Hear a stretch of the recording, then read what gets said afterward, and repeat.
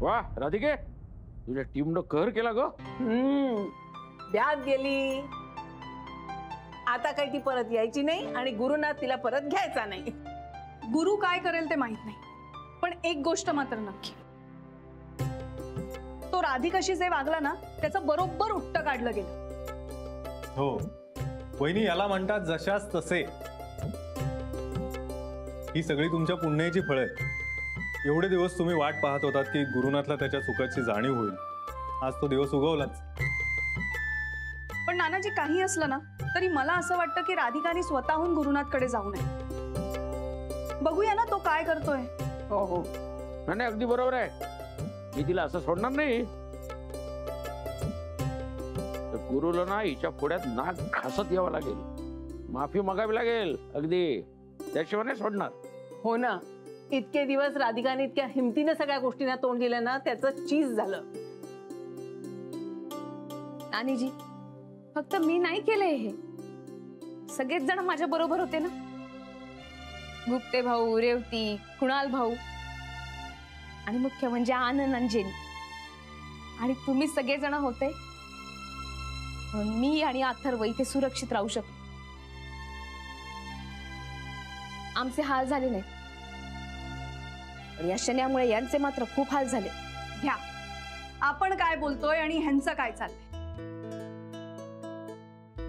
राधिका, नवऱ्यावरचं प्रेम आता उतू जाऊ देऊ नकोस प्लीज. आणि नानाजी, मला खात्री आहे तो बोलवायला आला ना की ही ताबडतोब तिकडे निघून जाईल. तुमचंही ऐकणार नाही ती. ए राधिके, जमणार नाही. हा, माझ्या अटी मान्य करायच्या, मगच इथून जायचं. हो हो, अनुमोदन. खरंच राधिके, तुझं नवऱ्यावर खूप प्रेम आहे ग. नाही, आजकाल हल्ली असं नाही पाहायला मिळत. खरंच खरंय नाना, मी राधिकाला किती वेळा डिस्करेज केलं. तिला म्हटलं गुरुला डिवोर्स दे, पण तिला ठाम विश्वास होता की एक ना एक दिवस ती त्या घरी परत जाणार. आता हे तरी काय करणार रे होती. शन्यानी पार यांना वेड करून सोडलं होतं, पण ती यांच्या पैशाच्या मागे होती. पण आता कळलंय ना त्यांना.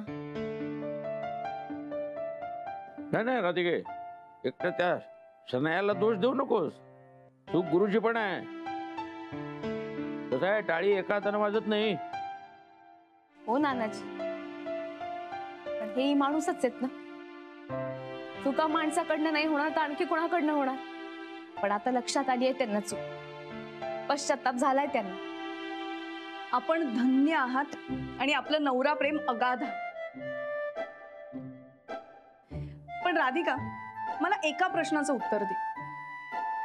जर तू गुरुच्या जागी असतीस आणि तू अशी चूक केली असतीस तर गुरुनी तुला माफ केलं असतं? मी सांगतो रेवती तुला या प्रश्नाचं उत्तर. मस्त माफ केलं. अच्छा, म्हणजे तू अजूनही वहिनींबद्दल तसाच विचार करतोयस, त्या तुझ्या योग्यतेचे नाहीत. तसं नाही यार, मी नाही त्याचा विचार करत. मग कसं आहे गुरु? अरे का अजूनही तुझा इगो तुझा आड येतोय? अरे तू, तुला कसं सांगू मी आनंद. तू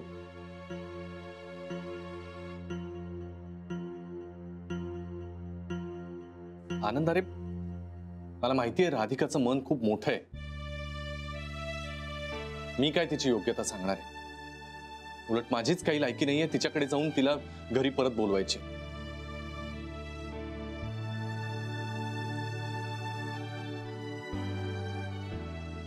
अरे गुरु, आता तूच बोललास ना वहिनींचं मन मोठं आहे. मग त्या मोठ्या मनाने तुला माफ नाही करणार का? गुरु, अजिबात निगेटिव्ह विचार करू नकोस. निगेटिव्ह विचार नाही करते आनंद. ती मला माफ करेल. आतापर्यंत मी तिला दिलेलं दुःख, त्या वेदना, त्या तर तिला सहन कराव्या लागल्याच आहेत ना. त्या तर विसरू नाही शकणार ना ती. आनंद, मी राधिकाच्या नजरेलाही नजर मिळवू शकत नाहीये. तिच्याकडे जाऊन बोलणं तर लांबचीच गोष्ट. गुरु, हे तुझं गिल्ट आहे. तुला रिअलाइज होत आहे हेच खूप आहे. कालपर्यंत तुला काहीच कळत नव्हतं, पण आज परिस्थिती वेगळी आहे. आम्हा सगळ्यांना, वहिनींना. जो गुरु सापडत नव्हता तो आता आम्हाला सापडलाय.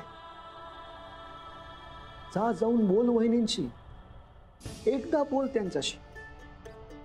तुझ्या मनात जे काही असेल, जे काही वाटत असेल, सगळं सांग त्यांना. काय बोलू आनंद, काय सांगू? काय सांगू तिला की मी कसा बेजबाबदार नवरा आहे हे सांगू, किंवा त्याहूनही जास्त बेजबाबदार बाप कसा आहे हे जाऊन सांगू? ना बायकोची पडली आहे ना पोराची, मी आपला वागतोय कसाही, आणि ती मात्र चांगलंच वागत राहील. मला बरं नसताना रात्र रात्र सेवा केली काही न बोलता. वाढदिवसाला तासन तास वाट पाहिली, माझ्यासाठी देवळात गेली. मला कंप्लीट मॅन ऑफ द इयरचं टायटल मिळावं म्हणून ती त्या ऑफिसरला भेटायला सुद्धा आली. सगळं माझ्यासाठी केलं, आणि इतकं सगळं करून घराबाहेर काढून सुद्धा स्वतःच्या पायावर, स्वतःच्या बळावर उभी राहिली. आणि मी काय केलं? तर या सगळ्या वागण्यामधून सुद्धा चुका काढत राहून तिचा सतत अपमान करत राहिलो, वाईटच वागलो, पण तरीही ती मात्र चांगलंच वागत राहिली माझ्याशी. हो, कारण त्यांना कळत होतं तू भरकटलायस हे त्यांना दिसत होतं. तरी त्यांना कुठेतरी आशा होती की शनायाचं खरं रूप तुला कळेल आणि तू त्यांच्याकडे परत जाशील. आणि बघ, आज ती वेळ आली आहे. गुरु, झालं गेलं सगळं विसर, आणि आज आता या क्षणापासून तुझ्या आयुष्याला नवीन सुरुवात कर. हे बघ, तू म्हणतोस तेवढं सोपं नाहीये ते. मला वेळ हवाय. मी भेटेन तिला, मी बोलेन तिच्याशी, पण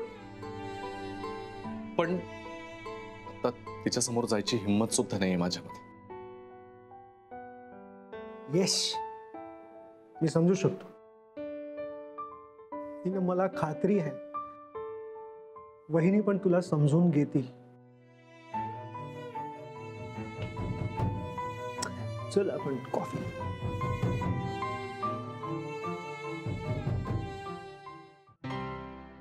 आज अथर्व जाम खुश होता. हो ना, शन्या घर सोडून गेली, आता ती परत येणार नाही, आणि आपल्याला पुन्हा आपल्या घरी जायला मिळणार आहे म्हटल्यावर ती खुश होता.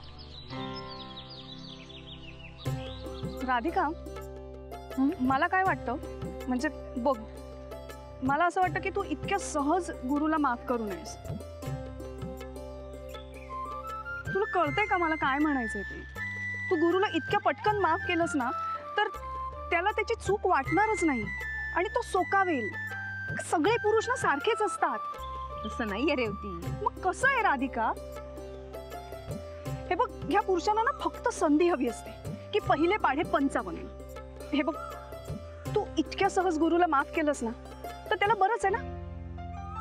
त्याला असं वाटेल काही शिक्षाच मिळाली नाही, मग तो पुन्हा ती चूक करायला मोकळा. रेवती, तुला काय म्हणायचं ते समजून राहिले मी, पण शन्या घरातनं बाहेर पडली म्हणून काय मी हुरळून नाही गेले. हे बघ रेवती, तेव्हाची राधिका वेगळी होती, आताची राधिका वेगळी. तेव्हाची राधिका गरीब होती, लाचार होती, आणि मुख्य म्हणजे यांच्यावरती अवलंबून होती. आता तर तसं नाहीये ना.